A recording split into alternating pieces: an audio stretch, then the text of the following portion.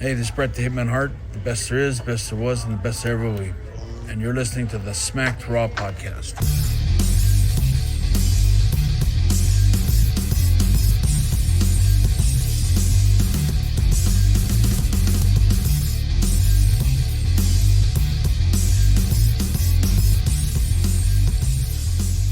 What is going on, listeners? Welcome to the Smacked Raw podcast. We are your one-stop shop for all them things that Kyle always says. Kyle, I can't remember your intros, man. I ain't gonna lie. We talk about wrestling. We talk about AEW. We talk about WWE. We talk about New Japan. There's like 7 or 8 of us, so we kind of cover everything. Tonight, we're covering AEW. Tonight's Dynamite show. We got myself, Rob, and we have Kevin. You can find me on Twitter at 2 words, can't see me, the letter C. And Kevin, where are you at, bro? I'm at Kevin Crazy 316, and that's crazy with a K. Yeah, buddy. We tweet. We like the tweets. You can find us at Smacked Raw Pod on the podcast actual Twitter page. Find us on YouTube. Subscribe. We need 30 more subs for 100 so we can stop bitching about it. Yes, something like that. It's at least it's getting closer. And then we can put our YouTube link on our Twitter just because it'll be /Smacked Raw Pod. Right. Okay, so we are here tonight talking about Dynamite from Miami, Florida. Let's talk about AEW signed the new deal today with TNT. Yeah, they did. It was all the way through 2023, was it? And they're adding a second show. Now, is that a cable show? Is that what it is? Or is that... Do we know the details, or they just kind of said they signed for another show? I don't know. So they could have said something, but no, I don't know that it's another cable show, but it kind of with the announcement that they re-signed the deal with TNT, I kind of get the feeling that it is. And I don't know if that means a talk show maybe, or another wrestling show. Okay, that could who knows? Could be. I mean, they're hanging out with WWE right now, so it would be a good time to add a Thursday Night Thunder or a Sunday Night Heat or something like that. Yep. You're trying to bring back the Monday Night Wars, go full blown, and let's do this. Hell yeah. I'm down for it. A little tidbit of information for, I know a lot of people on Wrestle Twitter are all old school, and they know old school wrestling. But to the newer fans, Bash at the Beach, that is a big name. Because during the Monday Night Wars, when DX was battling NWO and DX jumped in the army tank, the NWO was formed at Bash at the Beach 1996. Yep.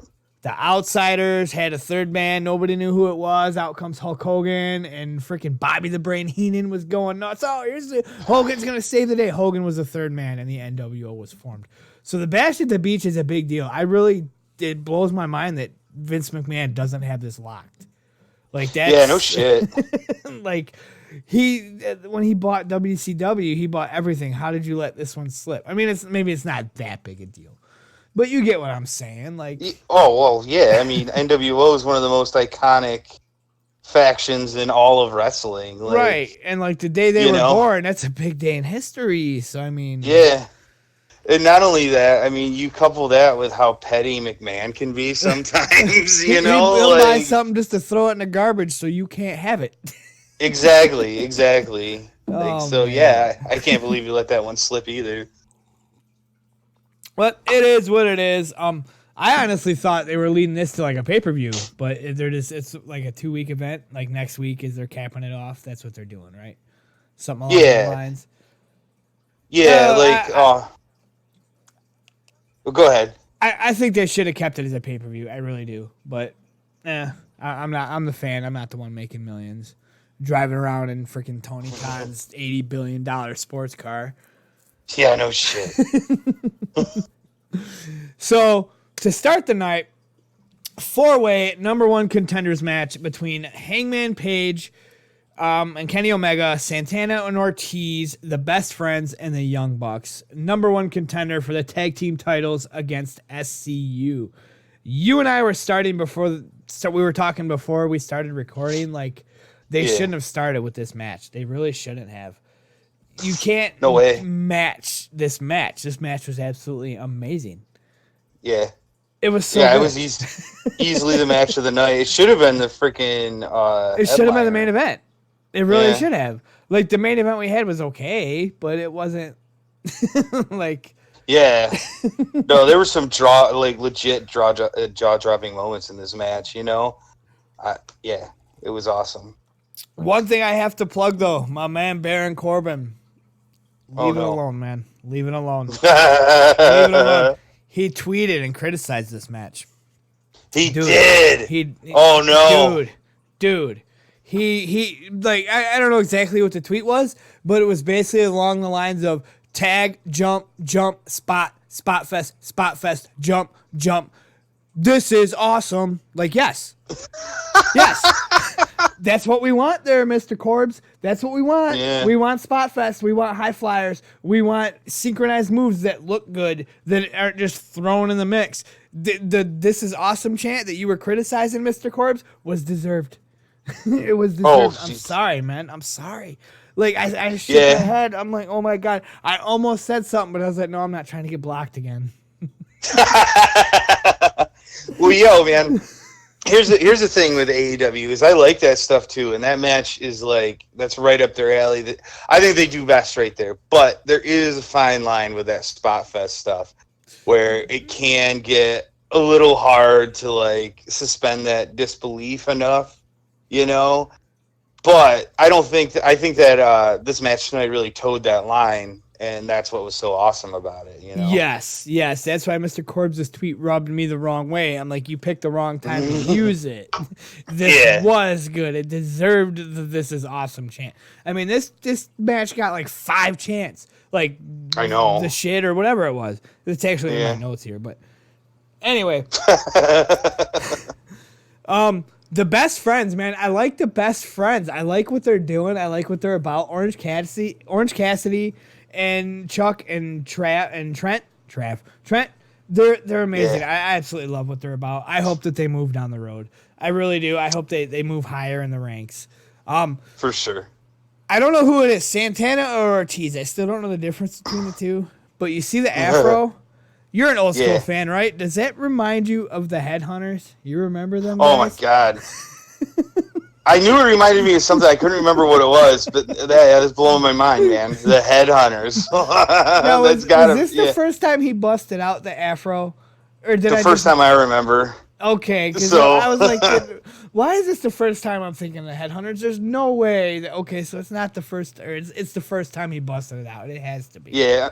I'm pretty sure he like had his hair up like in a ponytail or something like that before. Yeah, I don't I seen it right away, and I'm like, oh my God, I went back for sure. The freaking bones and everything. Nice. I am a big fan of signs. I have to give the shout out to the sign. Some dude had a sign that said, "Hangman, drink my beer." Because last week he took someone's beer and he just drank it. Like, I hope that guy was a plant. Because you don't know beer, like, what if that guy's got herpes, man? Like, sorry.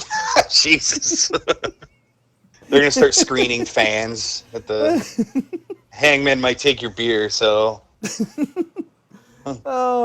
So Omega and the Young Bucks had some nice double teaming going on. There was some blind tags. Omega didn't see it, and they were holding Chuck Taylor, and the Young Bucks come in and. It was a big spot fest, like I was mentioning the Baron Corbin thing, but it was a good spot fest. Like they didn't overdo it, like sometimes they placed them well. The "This is awesome" chants and the amazing chants were all worth it. Kenny Omega had some badass Snapdragon suplexes in there. Oh my God. The 8-man suplex spot. That was so good. You're either going to love it or you're going to hate it. I actually seen a couple of tweets on Twitter talking about how stupid this was. And I commented on both. I said, you're stupid. and Orange Cassidy coming in. That was, so perfect. That was so good. The referee, Rick Knox, took a heel to the face. I know. The one thing I didn't like about this though is they knocked the ref out so that everybody can come in the ring, and then Orange Cassidy can come in the ring and make it a 9-on-8 suplex. But earlier in the match, JR was talking about how there's no DQ. Everybody can come in at the same time if they want to. Like, don't make the ref get knocked out. It doesn't make sense. But yeah, that's true. Whatever. The Best Friends almost took a pinfall. Well, almost gave a pinfall. They almost won the match, and my heart dropped. I thought they were actually going to do it. So did I. But, they didn't. Hangman and Omega bust out with a double team, and they walk with the win. This match was amazing. It really was. It was so good. Again, Corbs, you should have picked every other match tonight. Every other match. Make fun of it. Yeah. This one, no. Pretty much. No good. No. It was, I mean, it was good. That the whole match, I was engaged the whole time. It got a little spot festy, but not too much, where it was like, mostly it was like a huge flurry of like offense, which is what was cool. Like, it kind of made sense, and the dude that like took the offense was selling like all of the offense at once, Valid. They definitely did it well. Like, when it comes to WWE, they'll be like, we got a 6-man tag coming up. I'm like, there's freaking like 6 guys in the ring at one time, and I don't like that. I'm good. I don't go away. AEW is like, we got 8 guys in the ring at one time. I'm like, sweet, let's do this. AEW does it right. WWE just throws guys in there that who cares if they got chemistry, guys? We need to fill 10 minutes. Let's fill 10 minutes with random freaking guys. And it's put never as many guys ever as we going to go can in the anywhere. ring. So, Hangman and Omega get a title shot next week against SCU. And it should be a doozy. Yeah, I'm looking forward to that. We might see some title change. You never know. I mean, it could. We haven't really seen a big title change yet. I don't think any of them have changed at all since like they're all still the inaugural champs. Speaking of champs, Rio not on TV, Brock Lesnar champ. Go away, lose your belt. Jeez. Yeah. So next we had Cody Rhodes comes into the ring in his slick white suit with his blue undershirt, looking sexy because like his suits are always freaking sexy. Talking about MJF's stipulations. There's really not much to this interview or this promo except the stipulations. Cody can't touch MJF until Revolution. Cody has to take 10 lashes on live TV, and he's got a cage match next week against Wardlow. Cody pretty much called MJF a bitch. I mean, yeah. You know what though? I'm excited. I'm excited for the cage match. That'll be cool. Yes. There hasn't been too many like really good cage matches lately, like in general, And I'm excited to see Wardlow, his debut too. So why not? Now I'm all about it. Cody doesn't have to win, does he? He just has to fight him. That's a good question. I'm not sure about that. I think they would have stressed that he had to win if he actually had to win, but I don't know. Maybe they could pull some, MJF, like Cody could lose, and MJF would be like, oh, I forgot to tell you got to win, so you don't get a match now. I'm going to go play tennis with my scarf. Yeah. No, I hear you, because I was kind of getting vibes like that tonight. So I don't know. I hope they clarify that. Yeah. Or they could just have Cody win because Cody is badass. He's on top of the hill right now, and he deserves it. Don't let him lose. Don't let him lose steam. I usually don't care about shit like that, but don't let Cody lose steam. Yeah, and also like this feud between him and MJF is like white hot right now too. Like you don't want that to lose steam either. Like. I hope that everything works out so they do have that match at Evolution or Revolution, whatever the hell it's called. They should. That you can't. You will lose altogether steam if you have all this build up and then it's like, oh no, never mind. No. Yeah. Never mind. Move on. Do something else. That'd be some Vince McMahon shit. But who knows? Vince McMahon could find some legal loophole to be like, I own rights to Cody's right shoe, so he can't. Yeah. No shit. On every leap year for 2 more years, so Luke Harper gets 3 more months on his contract. Yeah, he does pull some like weird legal voodoo like that. Like every time somebody tries to leave WWE, I swear to God. What I don't get is off track just for a split millisecond is how Luke Harper like goes so long, and then all of a sudden he's just released. Yeah. I don't get it. That's off topic. We're here to talk AEW, but Vince, like, he goes all that time. He's trying to leave, and then finally you're just like, okay, go ahead, bro. You're good. We're going to bring you back and put you a little bit into the story with Rowan, but then we're just going to let you go. Like, Vince. Yeah. Like, and leave, like, completely, like, no context to him leaving either. Like, kayfabe-wise, he's just gone. Fans will forget. Don't worry, Vince. Fans will forget. Yeah, I guess. Well, what if it's Luke Harper's head in Rowan's cage? Oh, my God. That would be the best. And then we'll just eat our words right now. Oh, there's context. It's right there. He killed him. Jesus Christ. So we had a Joey Janela promo talking about getting punched in the balls by Penelope Ford. That's all I got in my notes. It was a generic ass promo. Yep. Joey Janela, I'm gonna fight. Who's Penelope Ford with? I don't even remember. Oh, Jesus Christ. It's okay, right. Kip Sabian. Okay, that's it. Kip Sabian, I'm going to eventually have a match with you that we're building up that we haven't made official, and it's going to be at Revolution. But we didn't say that in this promo. Penelope Ford punched me in the balls. That was this promo. There you go. Yeah, pretty much. That was this promo. Yeah.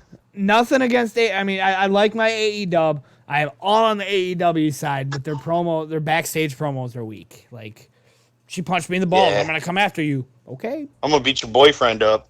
Yeah. That's basically. That's generic shit. The good ones are in the ring. The backstage ones are. I think I did that last week too. I forget who it was on, but I actually wrote generic promo in my notes. So after that, Nightmare Collective, Brandy and Mel versus. Oh wait, with Luther, which I don't. They need to do something with Luther. Like, this guy's like. Well, why are you there? Like, you're ugly. Yeah. You're an ugly dude. Like, I mean, no offense to him at all. That's it. He's supposed to play that character. So I don't ever judge anybody on looks. But you're an ugly dude standing by the ring, just standing there. You don't do anything. Versus Chris Statlander and Hikaru Shida. This match was good. I do have to plug it out there. I have to say it right away because AEW made me care about this shit. They plugged that Hikaru Shida was the number one contender for the title. Yep. They've been plugging that Hikaru Shida was the number one contender for the title. Cool. She is. She's won the most matches. She's blah, blah, blah. She went down the railroad tracks and she earned it. Cool.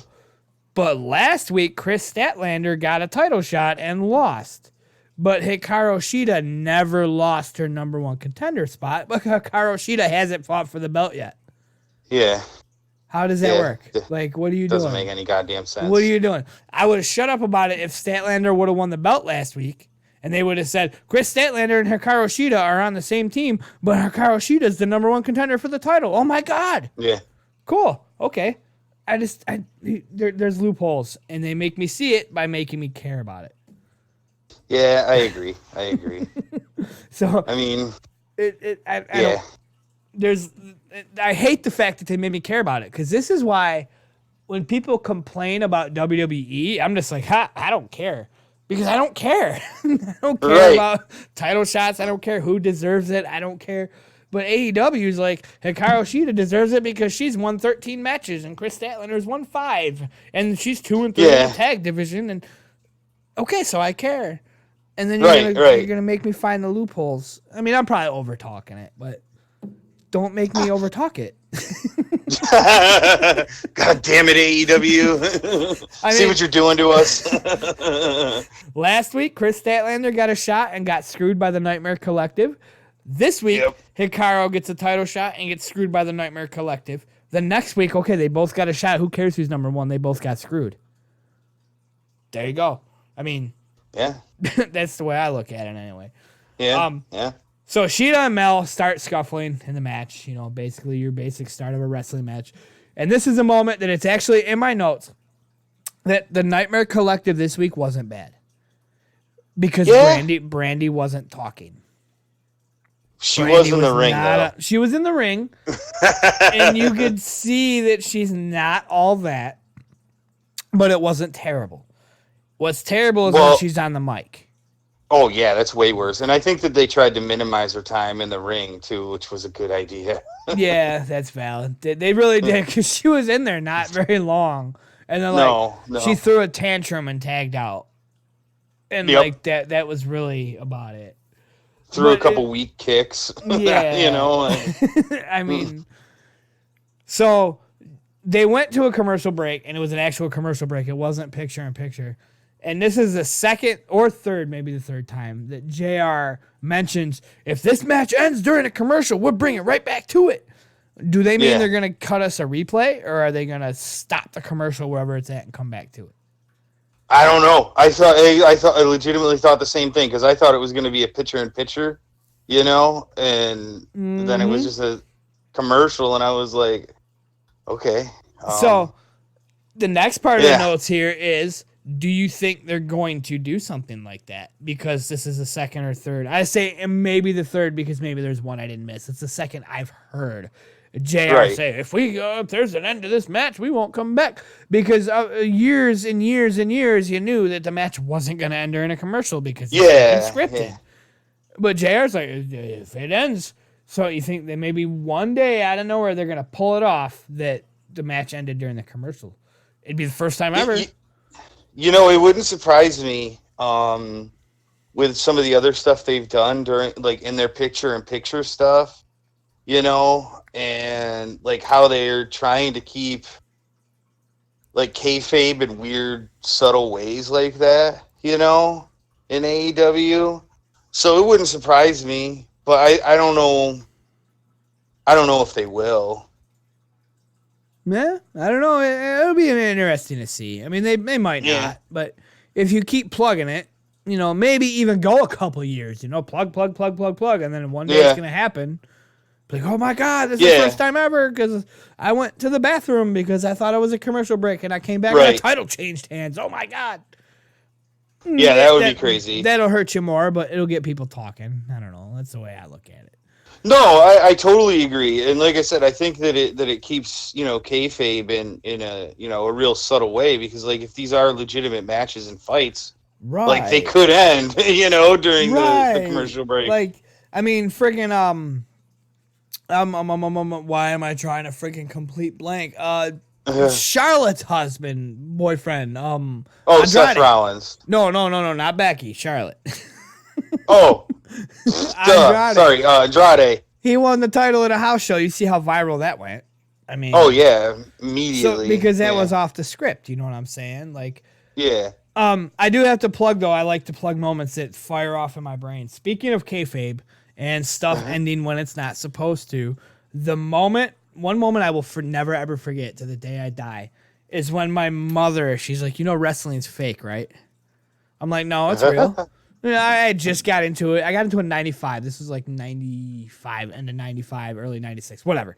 Okay. She's like, you know, it's fake, right? And I'm like, no, it's not. Like, I legit thought it was real. Everybody does at one point in their life. Oh, yeah. She's like, no, it's scripted. I'm like, no way, it's not scripted. She goes, how do they know when it's going to end? My heart dropped. And this plays into that. That's why I brought it up. Like, yeah.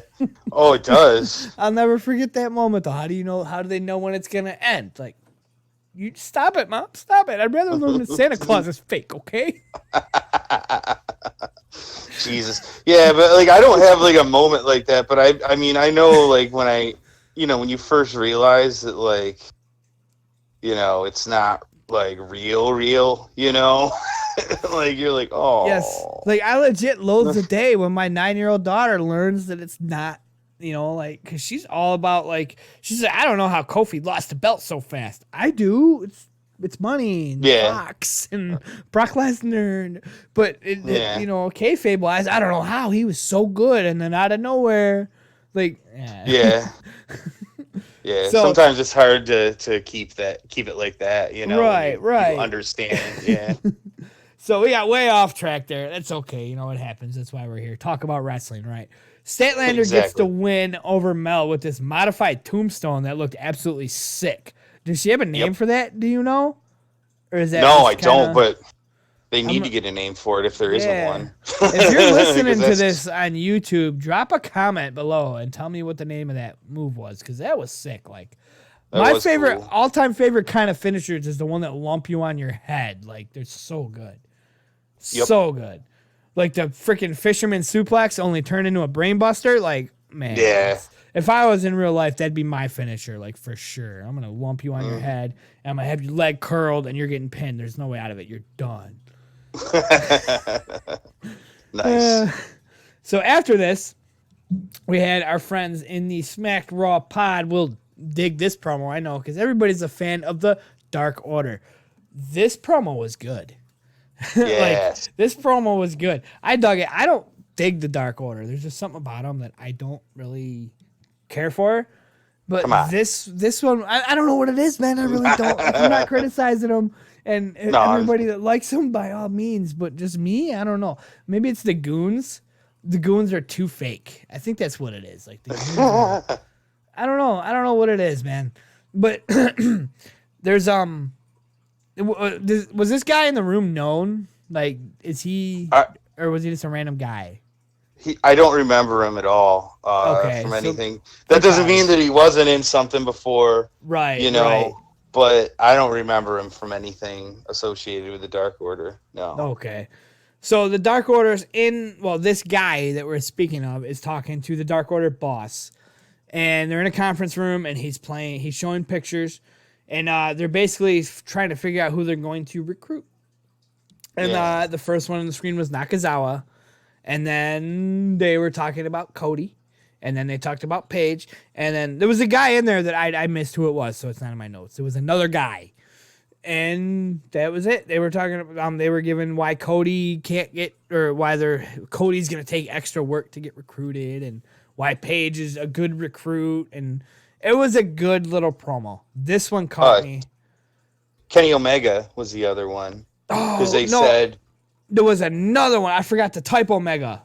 That's right. Oh no, it wasn't Cody. It was Omega. It wasn't okay. Cody. Yeah, because they said something about how they thought if they could recruit Kanazawa, that it would be easier to get to Omega, and he would be like their biggest acquisition or something. That's what it was. And I typed Cody here, and it's not Cody. It was Omega. Okay. And then it was Paige, because obviously they're a tag team. And then there was another guy that had a shirt with dragons on it, but I didn't hear who it was. I guess I don't remember. What I caught out of this most was the boss sounds like Giovanni, man. Like, yeah, Giovanni talking to Team Rocket in the Indigo League. I'm like, oh my God, get out of here. So that promo was good, but it led to Sammy Guevara versus Jon Moxley. And yes, sir. The Giovanni sounding guy leads right into Sammy Guevara's music, which Sammy Guevara's music has a Giovanni sounding guy saying Sammy Guevara when his music hits. It's the same freaking guy, man. It has to be. Like, I caught it right away. I think you might be right. I'm like, oh my God, it's so similar. It's so there. Maybe it was because it was fresh in my brain because I was typing it in my notes and then his music hit. I don't know. Yeah. But it's there. I'm going to go back. But still, I hear you. Like, it could legitimately be. Like, it really, really could. If anything, they use the same studio with the same freaking voice deepening setting. It has to be. It's so there. So, Sammy Guevara versus Jon Moxley. Was this the number one contenders match? Or was it just... It was because of what Moxley did last week. Well, it was... because there's a match later on in the night between Darby Allin and Pac that is, and then the winner of that match would face the winner of the Moxley Guevara match, and then that person would be the number one contender. Okay, because Pac did say later on when things happened that I just spoiled that, I'm the number one, and he was told, no, you got to fight John, but okay. Because I don't remember him saying anything about that before this match, but maybe, I don't know, maybe I just missed it. It was I was saying earlier that like the first match we had was great, but then it all kind of went downhill. It didn't go downhill, but it wasn't as exciting, so I wasn't as invested. This match, honestly, in my notes, I had a basic awesome match. Nothing worth saying that this happened out of the ordinary, and Mox comes up with a Guevara tap. That's what I got. Yeah. I mean, honestly, I would agree. You know, it was a solid match. There weren't any moments that like really stick out in my brain, you know, that were like, holy shit. I did miss a part except for the fact that Moxley rolls up in his slick new ride that he technically stole. Oh, yeah. That was circle. Fucking awesome. Which I accidentally learned tonight that was Tony Khan's car. I didn't know that. I thought they legit bought that for the prop, but no, that's Tony Khan's car. For those that don't know, when people say he can't money with Vince McMahon, just saying he's got the most expensive car in the world. I'm sorry. Yeah, that was a super flex. That was good. That was amazing. And then he just rolls up. He's like, I stole your car. Look. Let's go. Yep. It would have been nice awesome if they sprawled out of the ring and ended up fighting on it, but I don't think Tony Khan would let that happen. Oh no, Look, you can drive it to the ring, but you put a scratch on it. We're not smashing it. Yeah. Could you imagine? Oh my god, that would be badass though. But no, that would. So yes, Mox gets the tap. I believe it was with the sleeper. Yep. And then, so Mox faces the winner of Pac and Darby Allin later on. Like I said, I don't know if they mentioned that. I don't know if I missed it. I very well may have missed it. When I got to host these shows, I try to pay attention so hard. I really do. I miss things. It happens. I can't catch every little itty bitty thing. Well, yeah. So Mox gets the tap and the lights go out. And I was all ready for the Fiend to come in and get Jon Moxley. I was so ready for it. I'm like, come on. I knew it would never, ever happen. But, of course, here's the Inner Circle. Who are the... God, this is why... Santana Ortiz. Yeah, I had to go back in the notes. Santana Ortiz, Chris Jericho hanging out by Jon Moxley, getting ready to get him, and they beat the shit out of Jon Moxley. They beat the shit out of this guy. Yeah. Chris Jericho takes a spike off of his jacket and jabs it into Jon Moxley's eye. Like, that's sick. Like, I popped for that. That's good. Yeah. That's good ass whooping right there. Like, oh, yeah. Everybody takes tables. Everybody takes chairs. Who takes spikes to the eye? Like, no shit. So, I mean, brutal. There you go. It just hit me just now. That's a couple weeks of storyline, maybe even a month of storyline. Jon Moxley wearing a pirate freaking eye patch. And it becomes a thing, and do a t-shirt, eye patch Moxley or Moxley eye or something, something dumb shit like that. There's a t-shirt, right? I'm going to want to buy it because that's what I do. I like t-shirts. Fair enough. Wow. AEW selling t-shirts to a guy that they don't even know what t-shirt he wants to buy, but I want it. They'll figure it out. You make me want your shirt before you even freaking print it. Oh my god. This next segment, I won't lie, guys. I work 6 days a week. I work 60 freaking hours. I have 4 kids. I fell asleep. Help me out here. Was there anything on the intro of the Butcher Blade and MGF versus Dustin Rhodes, DDP, and Marshall? Was there anything cool on the intro worth noting? No, I think, quite frankly, I'm pretty sure I was up cooking myself a piece of pizza, at the intro of this. But no, I don't think. I'm dead serious. I'm not even making that up. I feel you. I've been there. I stressed one time how I was making mac and cheese. Kyle asked me a question. I'm like, I was making mac and cheese, bro. Sorry, man. Yeah, no, but, there wasn't anything, noteworthy, really. Did you catch the match, or? Yes. I don't know how much of it I missed, but I did see enough of it to, I got stuff in my notes here. I was there. I didn't sleep the whole match, but I did, between the spike eye and this match starting, I was out. But I did wake up, and I slapped myself in the face a couple times. I caught some notes, and I'm sorry here, guys. I'm sorry. I did. The only thing that really bummed me out about when I woke up and I seen DDP standing there. Those that don't know me, I'm a big fan of nostalgia. That's how you say that word, right? Nostalgia. Yeah, you're good. I'm a big fan of it. Those who know me on Twitter, my Twitter name is Pokemon Rob. I have a Charizard tattoo. I love my Pokemon. Gen 1 Pokemon. I'm the biggest Gen 1er you will ever find. Anybody listening who plays Destiny, Galahorn is my favorite weapon. And that's a weapon from 5 years ago. Okay. I love my old. I like the new, but I will always take old over new. I'm that kind of guy. I love my nostalgia. DDP, I was excited for this match. I was bummed I missed his intro. That's when I woke up. I was like, oh man, DDP's out there. I missed him coming out going bang. Yeah. But I mean, he did do that, you know. I know. See, you just made me more sad. But it's okay. I'm sorry. Because, like, for the first time tonight, I stopped and I'm like, maybe nostalgia is not the best thing. Did you see how old? Did you see how old he looked out there? Oh, like yeah. It's in my notes. He did the sweet high flying move to like all 16 guys outside of the ring. He hit 2 cutters. And he didn't lose a step, but he just look at him like, man, the dude's a skeleton. Yeah, he definitely doesn't need to be out wrestling. He really, anymore. really doesn't. Like, I was the one guy that supported Goldberg and Undertaker, and then then they showed me why I shouldn't have. But I'm just stressing that I'm the guy that loves the old school. Like, they could be like, we're bringing back a Monday Nitro with the original crew and the original freaking superstars. Oh my God, I'm going to be the first one to freaking tune in. Let's go right now. But DDP, he disappointed me. Yeah. MJF wins with a roll up on Marshall during a picture-in-picture. Maybe this is stemming to what we were talking about earlier. Yeah. It wasn't really a picture-in-picture. It was, but it wasn't a commercial. It was a picture-in-picture of DDP high-flying, because he still got it. You know, DDP yoga, that's amazing.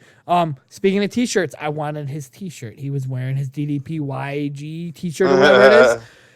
And I wanted it, and because, like, it's a cool shirt. But, yeah, roll up during the picture-in-picture. I don't know if that was on purpose. Maybe the timing was bad. Maybe they did it on purpose. I don't know. Yeah. I don't know. One thing I noticed in that match, though, too, is that some of the selling that MJF was doing was fucking hysterical. Like, I can't remember what the move was, but, like, he got up. I think it was when DDP hit the cutter on him. He got up and he was, like, shadow boxing and then fell over. That was awesome. Yes. That was so good. Like, MJF is good at what he does. Oh, yeah. He is very good. Yeah. Going back to the Cody promo earlier, he's an old school heel. No, he's just a lazy heel. No, he's a good heel, Cody. I'm sorry. Yeah. He plays so well. What he's supposed to do, he does it well. I mean, he told a little kid to F off on a plane. So, I mean... Jesus Christ. That's not lazy, man. Like, some guys nowadays, they're like, what's up, man? Thank you for being a fan. MJF is like, screw you. Yeah. I mean... he's committed, man, if anything. It's so amazing with his freaking tennis racket and his scarf. Get it, MJF. Get it. I know. Yeah, I want him on my TV every week. I'm down for it. I'm down for it. Especially when he gets pinned by Cody. Come on. Let's yeah, right. So, SCU is getting interviewed right away. Kenny Omega and Adam Page crash the party. And another generic promo. I mean, it's hard to not be generic nowadays. I'm getting you next week. SCU says, no, you're not, boo. And boom, there you go. That's your promo. We're fighting next week, and it's for the titles. Yep. And I hope there's a title change. I would much rather the best friends be in it, but I'm ready for a title change. Like, any title change. I don't care which one. You got 3 titles. Make one change hands. It's time. It's due. Let's go. I'm ready for that excitement. I totally agree. Then we had our main event. Bastard Pac versus Darby Allin. Darby Allin always having some sick skateboards, man. I know. I love it. I love it. And what gets me is he uses it like 2 seconds to go to the ring, and then he gets off of it. I know. Like, man. But it's awesome. I used to be a skater. Yeah. Like big. Like I tried being pro. I joined a skate team. I put no shit. money into it. Like it was just a local bullshit skate team, but we were still a skate team. It was called Project Skate. We had T-shirts. We went to the skate park together and we hung out. I was into it. I bought skateboards. When somebody asked what I wanted for my birthday, I wanted new wheels for my skateboard. You know what I'm saying? Nice. And that shit's expensive, man. Back it then, is. I don't even know about now. Back then, a complete new skateboard, like not a Kmart board, was $170. Yep. Wheels, bearings, trucks, deck, grip tape, $170. So when I see him hopping off that board, he just left $170 sitting there to go backstage and collect dust. Come on, I man, know. let me get that board, bro. Let me get it. Like, I know I'm going off track here. I'm sorry, guys. That's what I do. That's how I roll. Earlier, I actually noticed in my shed, my last skateboard that I rode like 15 years ago, I sold it. I sold it for $75. And then a week later, I was like, man, what did I do? I had to pay $150 to get it back. It's still in my shed. That's my last. I was big. Skateboarding was my thing. I had to pay $150 to get my board back, and I did, and I will never let it go. It's sitting in my shed right now. Right on, man. And those who are listening, it needs new wheels. My birthday is in October. We got you, bro. We got you. We'll get you 2 sets of wheels. So this is a number one contenders match. Sorry for going off topic, guys. That's what I do. I'm going to accept it. That's what I do. My brain fires and I talk about things. Pac and Darby Allin. This was a good match. Again, nothing out of the ordinary, though. Nothing like that first match we had. Nothing worth. There was no flipsy-doos until the end. Well, There was a flipsy-doo at the end. Is there anything you want to say before I say how the match ends? That ending was the best part. Pac gets a flippy-doo onto Darby Allin's back, the flippy-doo moonsault thing that he does, and he gets the 3. That's it. That's how the match ends. I kind of wanted Darby Allin to win, again, because I used to be a skateboarder. He's a skateboarder, and let's hang out, bro. But Pac gets the win, and I see why. Like, Pac's a thing. Yeah. And, like, Darby Allin's still kind of at the bottom of the ladder. Not, like, fully, but Pac's going to win over Darby Allin. Oh, yeah.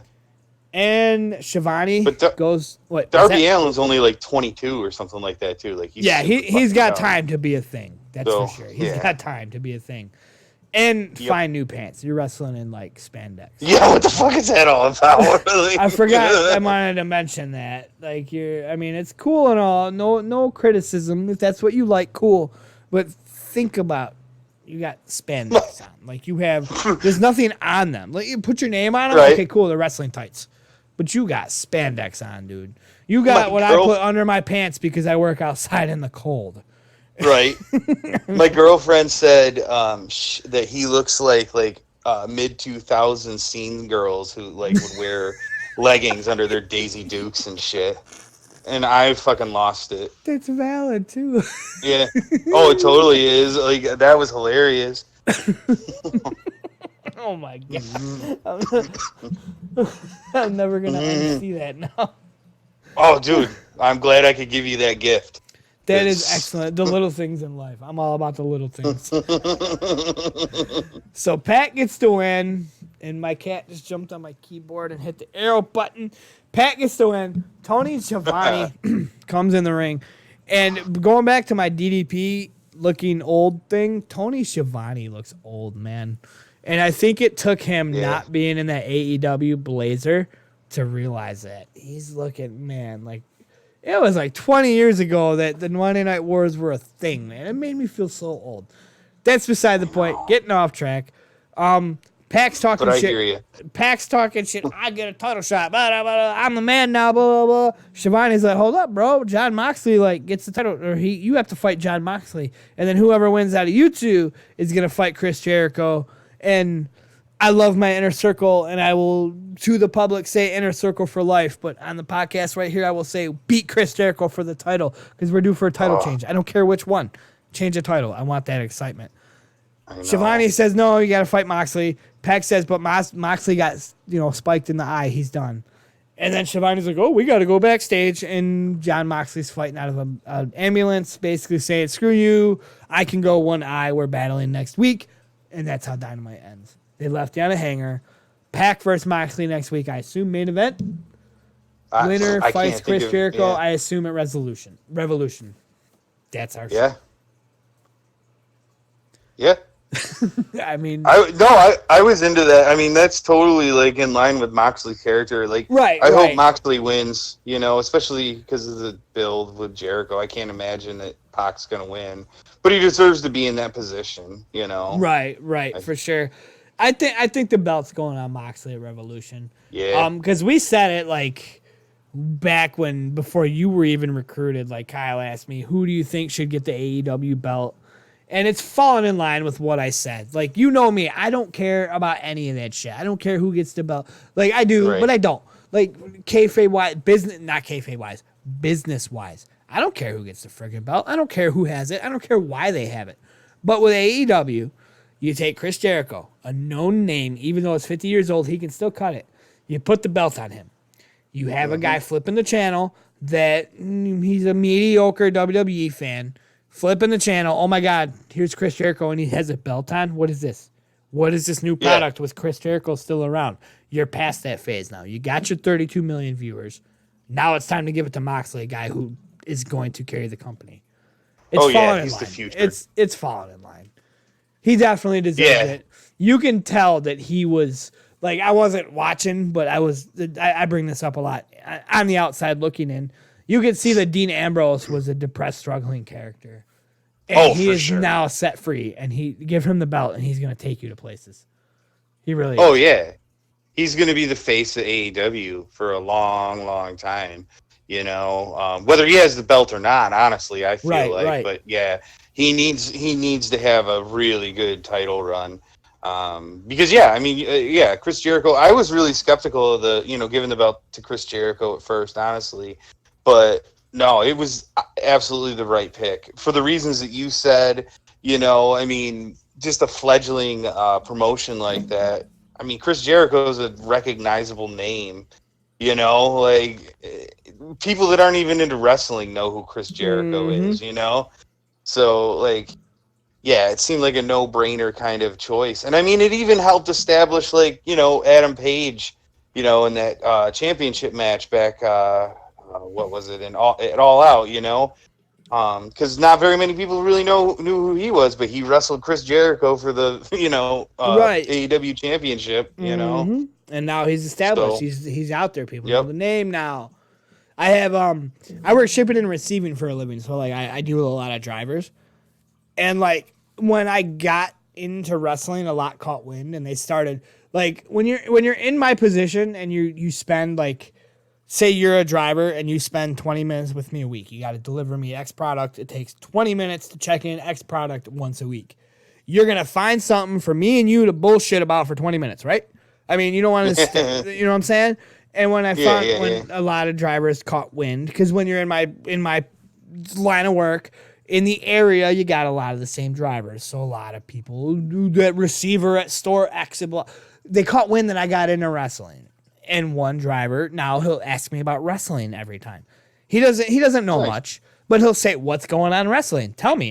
He really cares. I can tell he's not just trying to, well, what do you want to talk about while we check this product in? You know what I'm saying? Right. Yeah. The reason I said that is he came to me and he's like, what's with this AEW that I'm hearing about? I'm like, well, he goes, they got Chris Jericho? That's the point of why I said all that. I had to build it up. Oh, gotcha. But he's like, they got Chris Jericho. Yes, they got Chris Jericho. I mean, and that happened to me with somebody else. I won't get into that story, but it also included, and they also got Rhodes. So, no shit. So people know names, like, you know what I'm saying? But yeah, he's like, he doesn't really know anything about wrestling. He knows from the outside, but he's like, what's with this AEW? I heard they got Chris Jericho. So that's why that long story, it had to finish. Just saying. Yeah. Well, no. It's a really good point, man. Because it's like, I get the impression he's, more of a casual fan, and with a name like that, he might check out, a few episodes here and there. Maybe he might not buy the pay-per-views, but. I keep telling him listen to us, but I don't think he has. We I should keep be. trying. Mm-mm. So that was our Th- show. It hung Moxley and Pac next week. Again, I don't think it was the greatest of the shows. It wasn't like cringe raw bad. It wasn't bad at no. all. But it wasn't what I like AEW for. I like AEW because like all the matches are spot fest and they make it worth it. Like it's not just that match was good because it was a spot fest. That was it. They didn't have that tonight. They didn't have that oomph.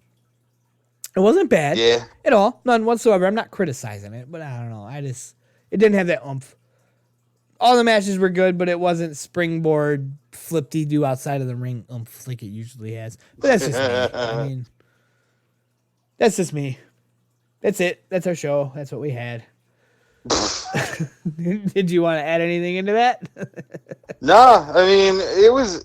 I thought it was a solid show. I liked it more than you did. I think. I did not like it. Last week was from start to finish. Flips you do spot fest, have fun. Yeah, that's my problem.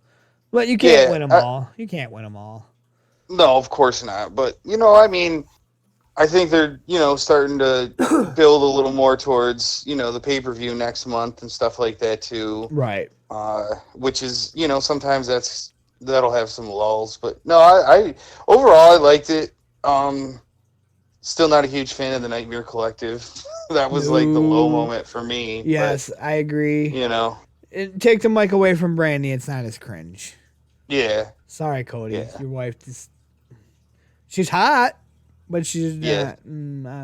She's not a good wrestler. That's just the way it is. She's really not. So we do have a question. Ooh. It was from Rare Moxley. She was supposed to be with us, but her sister had surgery, and basically she needed to family her sister, so she couldn't be here. She said she's going to try to hang out with us next week, bro. So hopefully you do. Nice. But our question from Rare Moxley, without bringing it up on Twitter, from memory is, do we think that Jon Moxley should have... Hey, look at that, a Jon Moxley question from Rare Moxley. Why do you think... do we think that Jon Moxley should have joined the Inner Circle, and why? Oh, no. I didn't want him to join at all. I didn't think that it fit with his character at all. I think he's obviously going for that Stone Cold kind of a vibe. I mean, even JR is kind of pushing that, on commentary and stuff. No, absolutely not. My answer is yes. When he joined, Boo. I was happy. I fired tweets off. It was great. And I want him to join because the Inner Circle is where it's at. The Inner Circle is better than the Undisputed Era. The Inner Circle is the hottest thing in wrestling right now. Don't you want to hang out with the hottest thing in wrestling? I don't care who you are. I don't care what your attitude is. I don't care what your role is. Hang out with the hottest thing in wrestling. That's my kayfabe answer. My real answer is yes, I think Jon Moxley should have joined the Inner Circle simply because it would have been unexpected. Just like they did. He joined and everybody's like, oh my God, he actually said yes. But then he busted Chris Jericho in the face with a little bit of the bubbly. It makes sense. Jon Moxley doesn't fit the Inner Circle. But throwing the unexpected fits AEW. Yeah. That's why I think he should have joined. Kayfabe wise, hang out with Chris Jericho. They're the best thing in wrestling, and you're a loser if you're not with them. Unless you're the best friends. Then you're cool. But non-kayfabe wise, it would have been unexpected, and people would have talked about it for a week. Yeah. And then a week later, people would fuck Jon Moxley. He's a fucking sellout. That guy. So, okay, I guess my answer is actually no, now that I said that. Jesus. Get people talking with the unexpected, though. I don't know, man. Those that don't know me, if you stuck out to the end, I'm not your average wrestling fan. I am not your average wrestling fan at all. Nope. But that's why we love you, Rob. That's why you're on the show. That's why you're here. So that's it. AEW Dynamite. I mean, I wouldn't say the show was bad. It wasn't. I think my problem is it wasn't as good as last week. And I'm sitting here looking at our thumbnail. Did you realize what MJF freaking shirt says? It's something about sleeping with It DDP's says wife, I isn't banged it? Dallas's daughter. I didn't notice that. Oh my god. Dallas is. Oh my god. Oh, that's savage. I didn't. Oh my And god. it's got the freaking diamond cutter fingers. Oh my god, I didn't notice that. That's brutal. Oh my god, MJF, you are a classic heel. I don't care what Cody says, dude. He's oh my he's god. he's a national treasure. He's a Oh national my treasure. god. He would even outdo Baron Corbin. I'm sorry. Dang. Yeah. Especially at tonight, Corbs. Your tweet was boo boo. You should delete it. Flipsy dudes and Ooh. Spot Fest are what make AEW better than your product. Sometimes. Not all the time, sometimes. Man, you're gonna fuck around and get blocked again. Hey, if I do, he listened to us, right? Just saying. That's true. That's true. I'll take it. So that's it. That's our show. We're rambling. Thank you for listening. Let us know in the comments what you thought of our show, what you thought of Dynamite, what you thought of Rare Moxley's question. What do you think? Should John Moxley have joined the Inner Circle? Drop it in the comments. Let us know what you think. Hit us up on Twitter. Thank you for listening. Bye bye.